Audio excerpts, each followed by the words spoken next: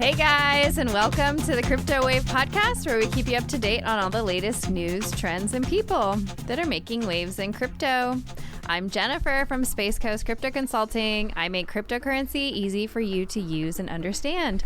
And joining me here today, I have my co-hosts Jesse and Joey. Hi, everybody. Good to be back. It is so good to be back, and I want We are back. to give a shout out to Brevard's Local and our friend Joey in the studio, who on National Pizza Day brought us a nice warm cheese pizza. Yeah, that comes from Yes. Lombardi's New York Pizza. Give them a shout out. It was very good. No free ads. Did you have a slice? I did, yeah. It was Everybody good. had a slice, yes. Everybody Thank had you. to have a slice. Man, lots going on. I know. We haven't seen you guys in a while. We've Everybody's kind of been getting through the holiday and We've been the on first of injured. the year. We've been on. Jennifer and I've been on injured reserve. Oh, really? Injured reserve? Injured reserve. Well, feelings were down. The market was down all through January, so we thought that we would just kind of Hide. hide. And now everything seems to be roaring back. Apparently. Yeah. I mean, I spent the first 30 days of this year crying because every single day it was red, right? I mean, across the board. XRP and Ethereum. I mean, everything was just like falling. Like new floors were broken. Like, okay, it's not stopping. And it was getting to a point where it's like, everything we were talking about, all the hype, all the excitement that we left with 2021. Yeah. It's like, where to go? Like, did a bubble burst? It seems like people were letting go of their risk-on assets based on Jerome Powell and the Fed talking about interest rates, raising rates. So we've had all of this talk that they're going to raise rates, that they're going to raise rates multiple times. And so investors all across the board, not just in the crypto market, started letting go of their risky assets and going into safer assets. So we saw a sell-off, and then they come out and say, oh, well, we're actually just going to wait to raise rates. So it's kind of been priced into the market now. But it'll be interesting to see what happens tomorrow. They're going to be having a meeting and discussing CPI numbers for inflation. So we'll see if they were able to get inflation under control for at least a month, or what the report will say. How about getting some Charmin on the shelves? That'll help too. Not sure how likely that is. Well, speaking of governments, the Russian government. That's pretty good. We went from toilet paper to government. Was that a subliminal segue? I can't confirm or deny that.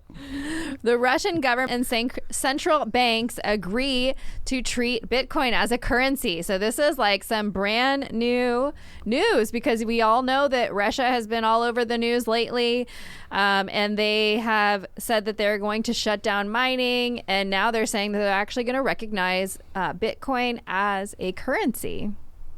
I wonder what made them change their mind. And we said earlier, look for them behind a lot of this. Well, I mean, let's follow what they're doing, not what they're saying, because obviously they're, talking against it. But I wonder what has changed that has them deciding now to actually recognize it. Other countries. Maybe they're looking at the other countries and the models that they've set forth, like in El Salvador. I mean, if El Salvador has had such success, Russia's probably saying, you know what? Well, our economy sucks. What can we do? Right. Yeah, I'm not sure what to expect with Russia getting to this, unless they're going to take Bitcoin or crypto as a form of compensation for oil or something. I'm thinking it's got to be something intertwined with their industry. Perhaps. Well, that would be a big blow to the U.S. and the U.S. dollar, right? If they tried to price oil in something else that's not the reserve currency. The petrol reserve. So if there's going to be a World War III, that would sure spike it. We've pretty much given up our oil and gas dominance and given it to Russia. I mean, we're buying gas from what I understand. We're buying our oil or gas now from Russia. Well, I think OPEC in general. Which I believe Russia operates. And then we're scrambling to redirect it so that Germany isn't going to have to get gas. How stupid! But anyway, that's a whole nother That's another show. Yeah. That's another show. We don't cover that. But it would be interesting with the crypto if they did that. And if they're in some way, knowing the Russians, manipulating. Or if they would manipulate the market somehow. Or to purchase weapons using Bitcoin, which may or may not be traceable. Or I'm not sure. I'm not sure. You just got to look at things, with the Ukraine, conflict coming up. Even though Russia denies any conflict, they're just like, don't join NATO, because NATO's been wanting that area, part of our world, because that's Russia's like biggest naval base. And if they take away that, anyway, so it's all political, kind of geography. I mean, everybody kind of is battling for key places. If they're planning to purchase weapons, they probably don't want to use Bitcoin to do it, since it's all open source. It wouldn't be a good way to hide it.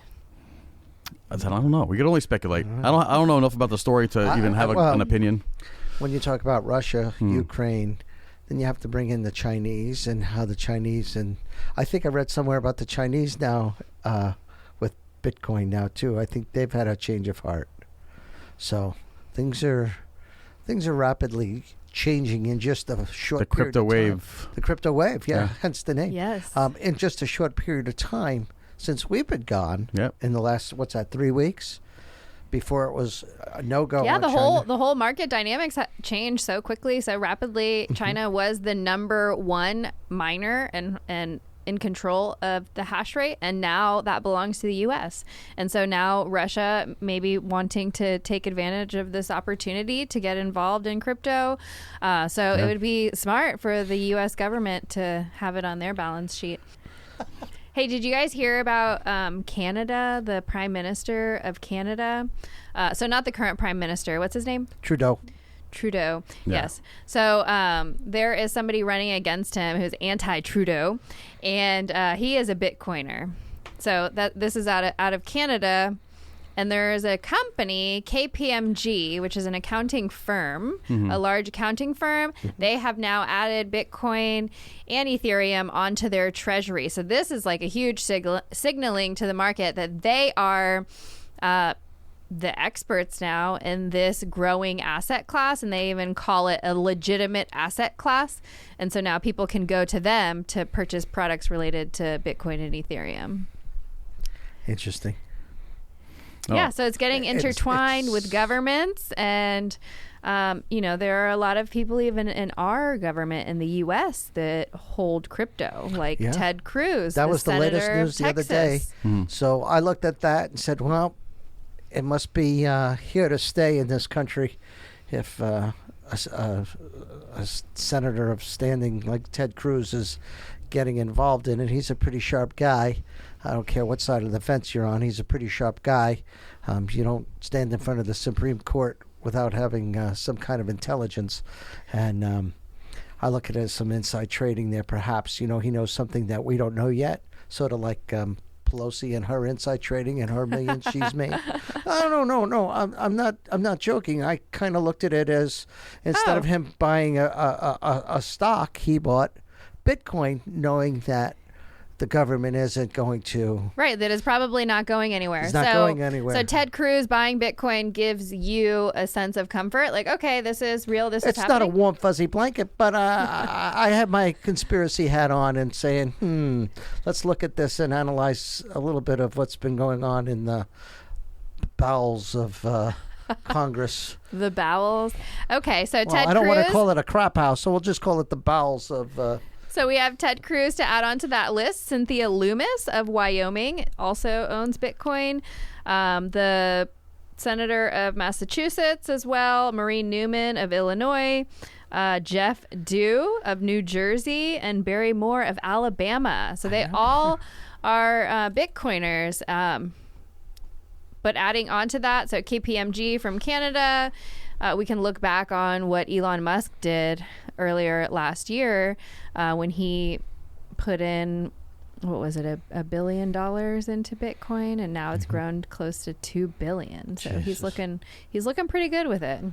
Yeah, he also mentioned Shibu, so let's he did? Yeah, just the other day. His tweets aren't really moving the market how they used to.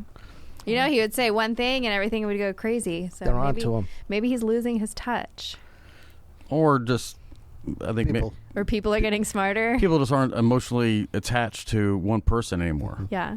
You just can't let one person dictate the whole market. Because we've seen that now. I mean, we've been doing this long enough to see the trends, in a sense, of when people talk and when they don't talk. And it's, although we have to talk about this, I don't know if we're heading it. Let's talk about it. Jesse mentioned a long time ago, wait till this goes mainstream. And I don't, are we saving the Super Bowl story for later, or can we ease into that a little bit? Let's get ready to rumble. Because, Jesse a few months ago said, wait till this goes mainstream. Well, you know what? Sunday night is Super Bowl Sunday, which is probably a national holiday in this country, or should be. Wait, this Sunday is? This Sunday is Super Bowl. Oh, nobody told me. Well, welcome. That's why everybody's been talking about it. Like, I mean, I can't go on LinkedIn or Facebook or anything else without all these, big stories coming out. Well, no, I've heard that they've renamed the Super. I just didn't realize it was this weekend, and so I'm excited to attend the Crypto Bowl. The Crypto Bowl, because they've renamed it the Crypto Bowl. It's been affectionately referred to as the Crypto Bowl because of all the new influence of advertising. How many people watch the Super Bowl? Millions. Yeah, it's the most popular day in front of a TV. Wow. You're probably looking at about 175 million people. And so to run these ads, it's $7 million, right? $6.5 million average per 30-second windows. Yeah. And so as far as crypto companies that are going to be advertising, we have Crypto.com, FTX, Coinbase, and even a company out of Canada. So there's going to be a lot of eyes. I heard Binance Binance might be advertising, and some rumors. Hopefully, Shibu does some promoting. Get that little ticket to the moon. Again, going back to what we were starting earlier, is Jesse said, "Wait till it goes mainstream." Well, you know what? Super Bowl Sunday, if you have no idea what's been going on, if that's the only time you've really tuned in to watch regular television and start seeing some of these commercials, many people haven't seen these Matt Damon commercials that he's been running on. I see it on Fox a lot. And you see him advertising Crypto.com. Fortune and people just say, favors the brave. this joke? What's this joke about Matt Damon? Well, you know what? By it appearing on Sunday night, you're looking at some serious stuff. The awareness factor, I'd like to see what the...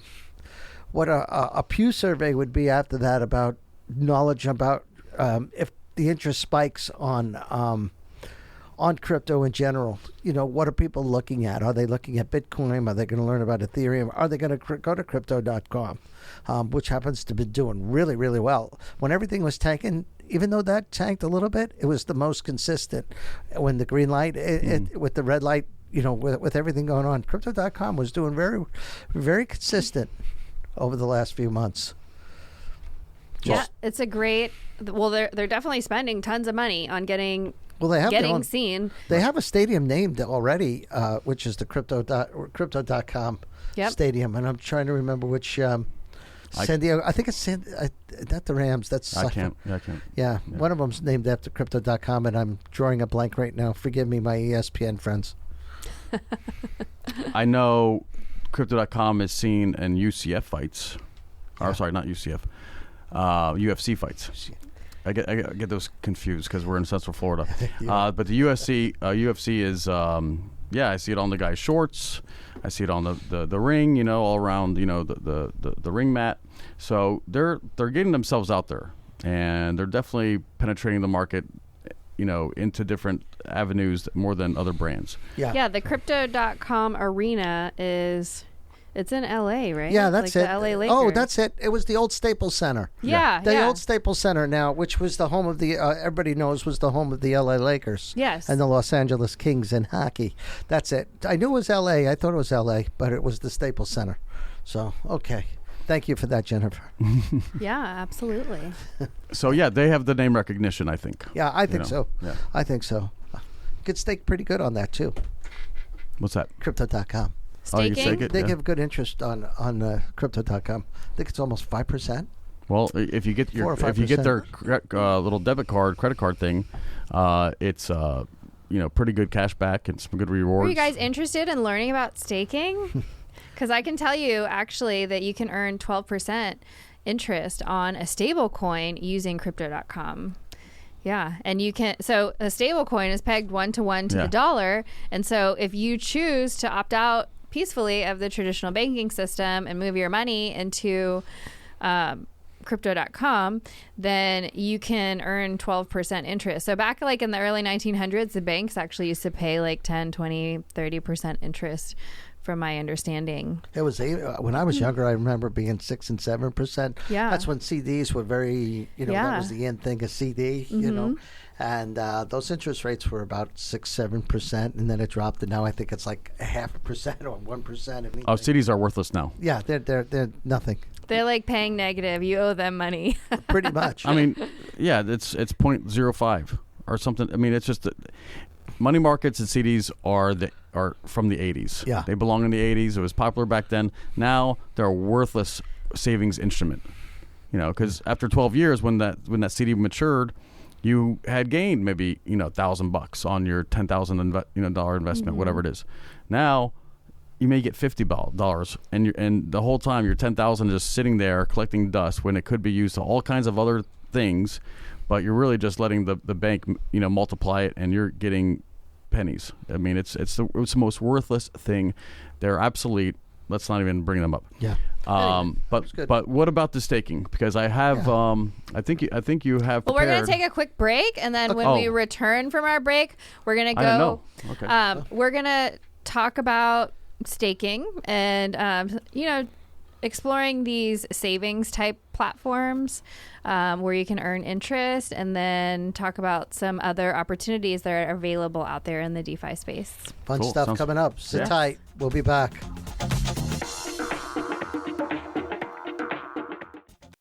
Cryptocurrency can be confusing and hard. At Space Coast Crypto Consulting, we make cryptocurrency easy for you to learn and understand. In a world of uncertainty and out-of-control central banks, it's our mission to empower you with the knowledge that you need to confidently control and grow your own crypto portfolio. Call now to begin your crypto journey. 321-412-4021. That's Space Coast Crypto Consulting at 321-412-4021.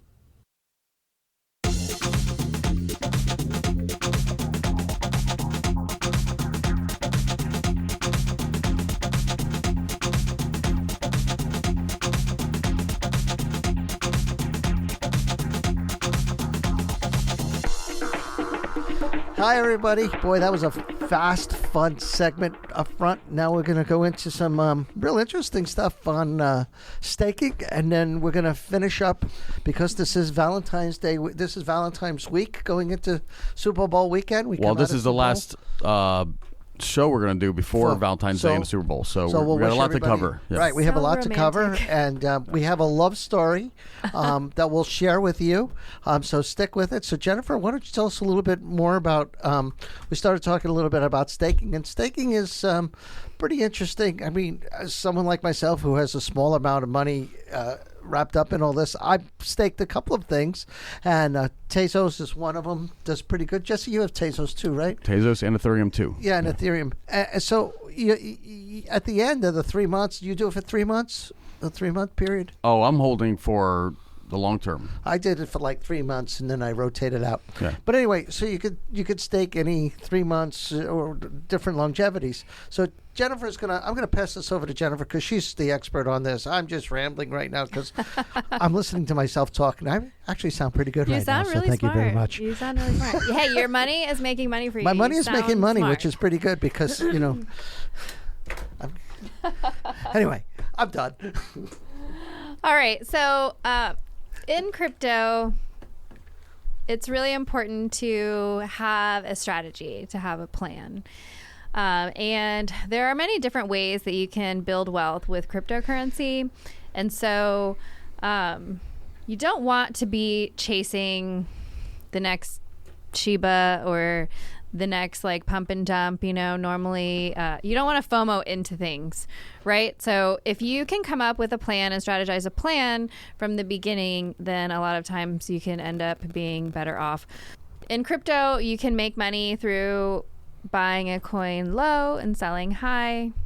If you can try to time that, it's hard to time the market. Or you can buy crypto and never sell. So the wealthy buy assets that are appreciating in value and never sell them. So how do you never sell your assets and then still accumulate more wealth? So that's hard sometimes, or it takes a lot of time, delayed gratification. Anyway, so I just wanted to introduce beyond buy and hold. You have trading, where you can try to trade your assets to accumulate more. Trading is not for everyone. As a matter of fact, like 95% of traders end up losing or just getting wrecked and not doing very well. So depending on what your skill set is and your toleration to learning a new skill set. The third way is through utilizing DeFi. So DeFi offers the financial ecosystem and landscape and tools that institutional investors and wealthy individuals are looking for. And if they're not looking for them yet, it's because they don't know that they exist. So I wanted to introduce to you DeFi, which is decentralized finance, where you can have access to these financial products like borrowing, lending, and earning yield, because we're all looking for yield. At the end of the day, we want to see how can we get the best return on our money. And so I have a chart here that's just going to introduce some opportunities on some savings platforms. Now, we're not making any financial recommendations, so this is not financial advice, but there are platforms available out there. This is just a comparison of some of those different platforms. So you have platforms like Celsius, Crypto.com, like Joey was just talking about, BlockFi, Gemini, Voyager, Abra. So these are all savings platforms that you can store your crypto, and in exchange, they'll pay really high interest rates. I mean, on Crypto.com, you can make 12% interest just on your USDC that's pegged to the dollar. Like, banks are paying, 0.02%? If that. Interest. And if you go on to the next slide, so those are all stable coins on this slide. So on this slide, you have the altcoins. So altcoins are basically any coin that's not Bitcoin or Ethereum. The alternative to those two are altcoins. And those you can... On Polygon, you can make up to 13%. So I'm actually staking my Polygon on Celsius right now. So I have used several of these platforms. I use I use Crypto.com. I use BlockFi. I use Celsius. I moved a majority of my stuff from BlockFi actually to Celsius because these rates will fluctuate based on the supply and demand of what they have on their exchange. So sometimes the rates get switched around. And so I found that BlockFi wasn't paying as good as they once were. And so I've moved majority of my stuff over to Celsius. So this allows you to have these cash flowing opportunities where you are just making an interest rate. So every week I get a payment of however much interest I accumulate. So if you go to the next slide, this is a screenshot basically of just 3 weeks, for example. So every week I'm making, this one $69.22. The next week $74.26. The next week $83.69. This is paid out every Monday. I get an email saying, here are your rewards for the week. And it's like, oh, cool. I just got free money just for taking that risk of allowing them to hold my crypto. So you are exposing yourself to some risk because not your keys, not your crypto. So you're allowing a third party to custody it for you. And in exchange, they are paying out these interest rates. But I mean, this is weekly interest. It's awesome. Well, look at that. It's almost $100. It's almost $400 a month. Yeah. Just on passive income, income. All right. So I want to take it one more step beyond that. So I have another slide to show you. So not only can you earn interest just for allowing them to hold your money, I just want to introduce this concept of, like I mentioned before, never selling your assets. So how do you do that? Well, you can actually borrow against your crypto.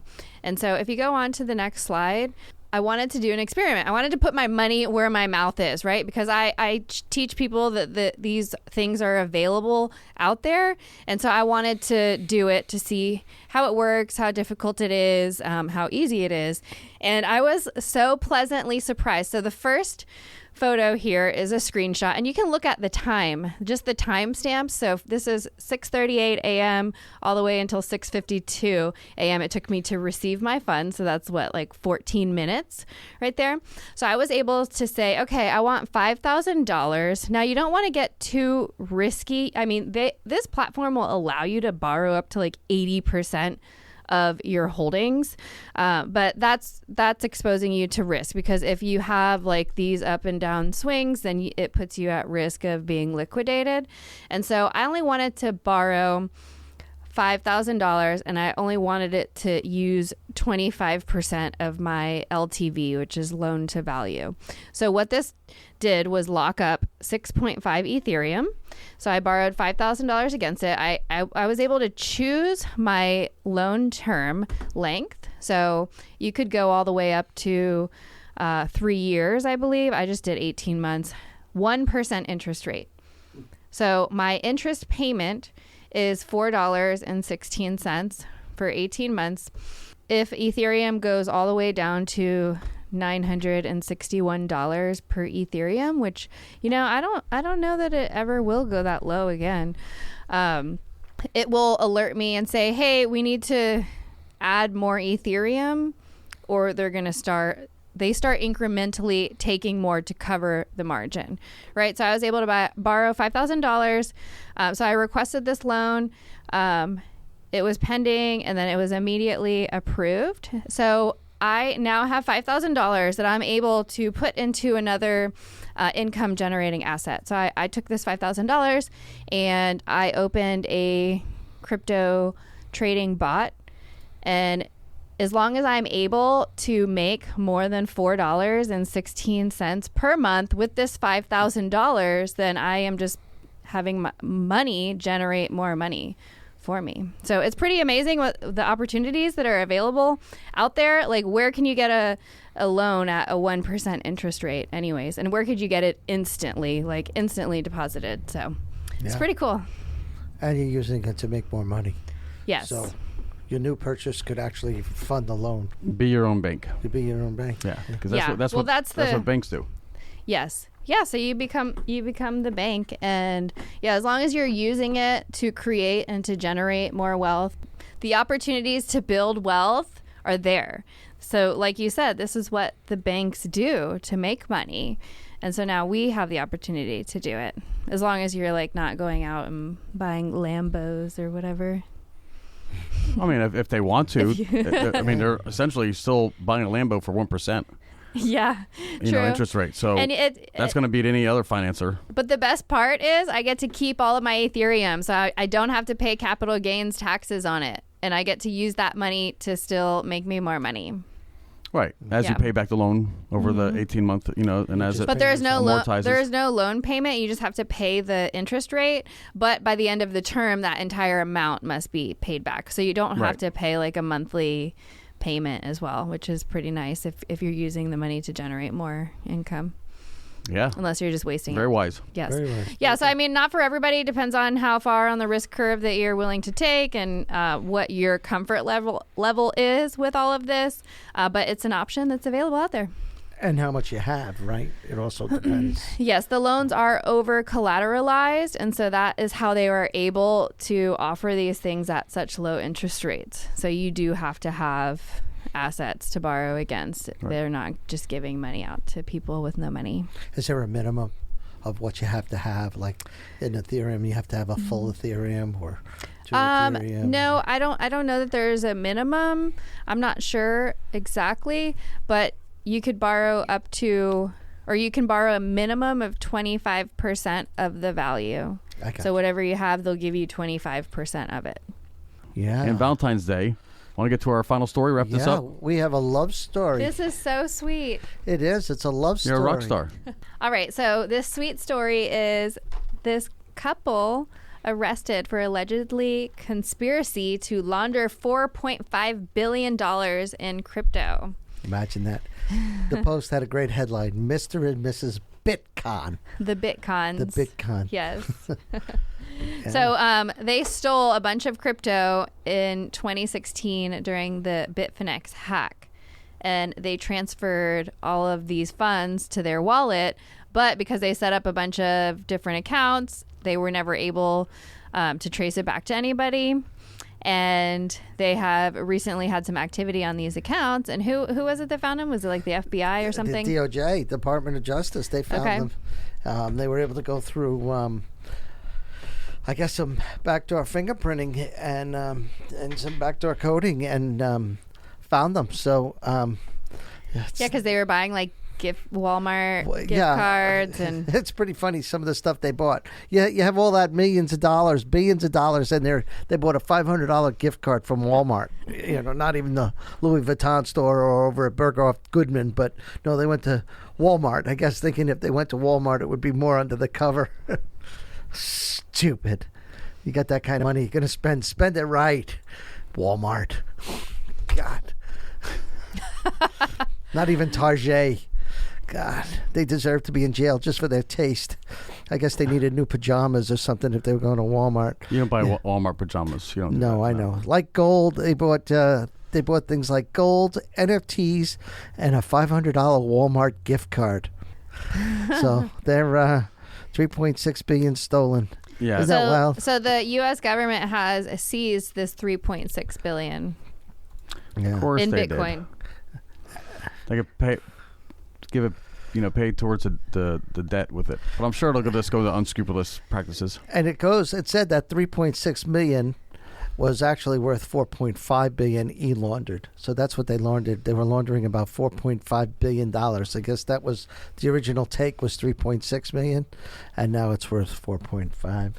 But it's funny, back then, 2016, nobody was really looking at Bitcoin and going, oh well, whatever. Well, I think everybody was kind of, losing. You had all these stories. Oh, so-and-so threw away his hard drive, had billions of dollars on it. This guy, can't remember his log on. So nobody can log on to their site. There's so many people with outstanding Bitcoin out there, and that may or may not ever be recovered, except for a hack or something. But that's growing pains with any industry, as it's coming up. Don't you think that's going to be a service down the road? Somebody's going to be able to go in and reverse engineer and I think it already is a service. Well, it's like individuals that are doing it. I know a few people who can. Got a guy? I got a guy. Yeah, he can at least go and go on chain and say, okay, you got hacked and here's where. Not necessarily that you can always recover the funds, because most of the time when your crypto is gone, it's gone. But now Mr. and Mrs. Bitcoin are on house arrest, so they'll be celebrating Valentine's Day with the ankle bracelets. Ankle bracelets, yes. They have a his and hers ankle bracelet, courtesy of the Department of Justice. And so they'll be sharing Valentine's Day together, and they're out on some pretty heavy bond, $5 and $3 million each. So happy Valentine's Day to Mr. and Mrs. Bitcoin. But actually their name is his name is Lichtenstein, and her name was Miller. What was her name? I think Miller. Heather Morgan, 31, both of New York, are scheduled to make their initial appearance in federal court in Manhattan. Which I think they've already made their initial appearance, yeah.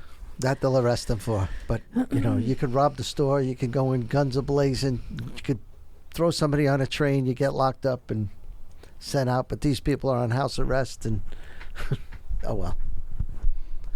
Yeah, Lady Justice doesn't always have a balanced scale. No. Because they're hardened criminals. They stole, but... Well, it's white collar. It's a white-collar crime. Yeah, they treat white-collar different than I know. street-level crime. Well, they shouldn't have stole. That's not nice. No, it's not nice. No, that's what I'm saying. Well, it sounds like they wanted to launder it.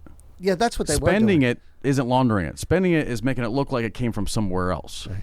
Okay? Taking cash, funneling it through a car wash or a cash business, and then making it look like a profit that was legitimate. That's what laundering is. You make dirty money clean. Hence the term laundry. So when you launder money, you don't spend the money. Right. You make it look like it became from a legitimate source. Right. That's the premier definition. But they had the conspiracy to launder. if you look at the charge. Right. They were allegedly transferred to a digital wallet controlled by Liechtenstein, who describes themselves as a technology entrepreneur, coder, and investor. So I guess they were trying to hide money along the way, and I guess they needed something from Walmart. We all need something from Walmart. But that's the easiest tell. Yeah, I get it. All people who do credit card fraud go to Walmart. They buy gift cards. Yeah. Not just Walmart gift cards, and not all criminals go to Walmart, but they funnel the money from someone's credit card into a gift card, and then they're able to spend the gift card as cash. And so the Department of Justice has seen this many, many times in their cybersecurity role, and it's the biggest tell. I mean, and 500 is the limit, which means, they're looking at that limit specifically. If you could just do like 5 of them at $100 a piece, that's a lot different. That's not really a red flag. But going for the very limit gift card, using a credit card, that's what all criminals do. And so this guy with his resume, like, oh, I'm a coder and I'm an entrepreneur, you ain't too bright. So I'm not sure who's giving you all that accolade, but obviously, you had a really good thing going and you messed it up because you got selfish and greedy. And that's not a good criminal mastermind. No. So you could put petty thief in your resume from now on. I mean, they've been on it for 6 years. And again, they were getting too bold. Yeah. And that's not what you do. You duck for 20 years, you go offshore, you live a life of a fisherman. And then when you're absolutely sure that you've done whatever thing you can do to make sure that money has disappeared and there's no trace, then you slowly come out and you slowly build a business here. You slowly build that car wash or that arcade or other cash models. Anyway, I'm no criminal mastermind. But you're doing a pretty good job. I watched enough. Let's take notes. Jesse's half Italian. I watch enough James Bond. I know what the villains are up to. But the DOJ is going to catch you. So there you go. If you ever hack a buddy's Bitcoin account and you spend it on a silly gift card, you're probably going to get found. So do smart things. Don't buy the coats and the cars and everything else. Be smart about it. Live modestly. Otherwise, you're going to draw attention. And the FBI, the DOJ, they have resources beyond compare. They will find your stinky ass. And all that crypto now belongs to the state. I'm sure they'll spend it wisely. They're not giving it back? They don't give it back to the company that lost it? I think so. Bitfinex? I think so. I mean, we'll see. I mean, how did somebody, what if they already have insurance paid on that? I mean, is Bitcoin something that can be insured? Maybe because I know with other theft that happens with other stores, the insurance, policy comes to effect, and the people recover their funds. So we're not sure, but at least the ledger, keep you posted. At least the Bitcoin ledger now knows where that block of Bitcoin went to, and can then burn those. Whatever, I'm not sure how it works, but when they find that something has been lost or stolen or something else, that ledger, I'm sure, has to reflect that change in those Bitcoins being lost or stolen or whatever the case may be. So, maybe the volume will now shrink, and who knows, that may adjust, the rest of the value of other Bitcoin. I don't know. We'll have to see what this leads to. But this Valentine's Day, find someone who's not going to bring you to jail. Yeah. From all of us at CryptoWave Podcast. Yeah. A little word. Well, thank you, everybody, for listening to the CryptoWave podcast. Don't forget to like and subscribe to our channel. Share it with your friends. And happy Valentine's Day. Happy Valentine's Day. To Thanks all for you watching. Young lovers out there. Go Bengals.